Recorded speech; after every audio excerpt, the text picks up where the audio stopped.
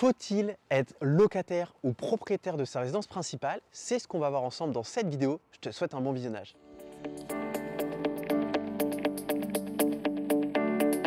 Bonjour à toi, j'espère que tu vas bien. Je suis très heureux de te retrouver pour cette nouvelle vidéo où, comme tu l'as vu dans le titre et en introduction, on va répondre à une question qui m'est posée mais énormément dans le cadre des activités de développeur de patrimoine immobilier. C'est Victor, est-ce qu'aujourd'hui c'est mieux d'être propriétaire de sa résidence principale ou d'être locataire de sa résidence principale pour pouvoir développer de la meilleure des façons son patrimoine?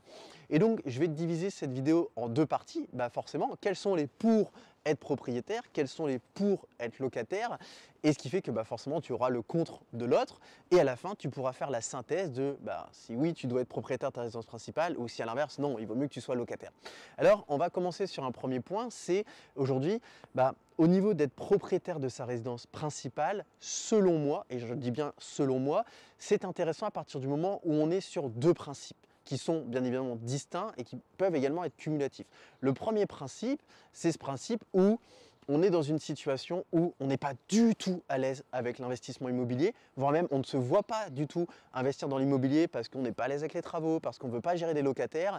Et donc là, la meilleure façon de capitaliser, c'est justement en empruntant dans l'immobilier pour acheter sa résidence principale, et plutôt que de donner un loyer, payer finalement tous les mois le crédit de notre logement, ce qui va être une solution entre guillemets d'épargne forcée, mais va nous permettre dans quelques années de nous retrouver avec un certain capital, voire même avec ce luxe de ne plus du tout avoir de loyer et retrouver un pouvoir d'achat bien supérieur à ce qu'on a connu pendant la phase de remboursement du crédit.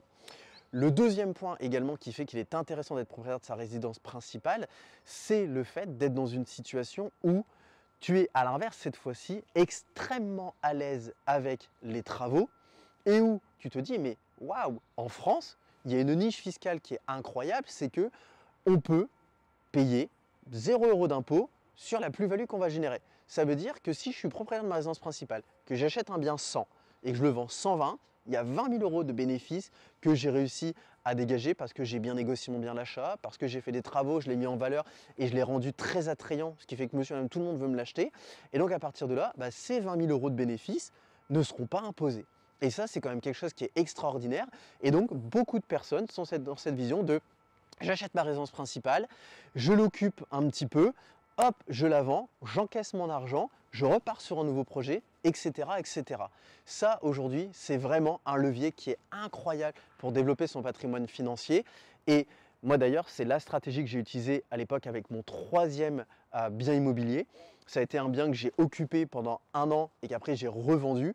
Et là, sincèrement, ça a été incroyable pour le développement de mon patrimoine parce que je me suis retrouvé avec une somme de cash assez significative qui en plus n'était pas imposée. Et derrière, ça a vraiment permis que mon patrimoine immobilier prenne de l'ampleur. Et derrière, au fur et à mesure, petit à petit, l'oiseau fait son nid et j'en suis là où j'en suis aujourd'hui. Maintenant, de l'autre côté, la case cette fois-ci, pourquoi rester locataire? Et d'ailleurs, à titre personnel, je suis locataire alors que je possède de nombreux biens immobiliers. Et la majorité des personnes que j'accompagne dans le cadre de la mise en place de leurs investissements pour leur compte ou tout simplement dans le fait de les conseiller sur les investissements sont locataires. Pourquoi? Eh bien, tout simplement, une nouvelle fois, pour deux raisons. La première raison, et c'est d'ailleurs mon cas, c'est que quand on est quelqu'un qui a la bougeotte, ou qui est encore dans sa phase de construction de vie, c'est très compliqué de s'imaginer et de réussir à se projeter en se disant « je vais rester au minimum 5 ans au même endroit ». Typiquement, moi de mon côté, je déménage entre tous les 1 et 4 ans.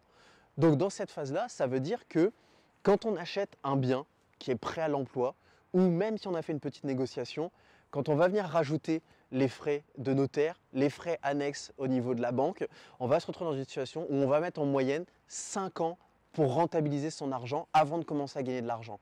Ça veut dire qu'on est dans une situation où si on déménage tous les moins de 5 ans, en fait que j'ai donné un loyer ou que j'ai remboursé mes frais de notaire et mes frais de dossier, mes frais de crédit, finalement je reviens quasiment à la même chose. Donc ça, c'est le premier point.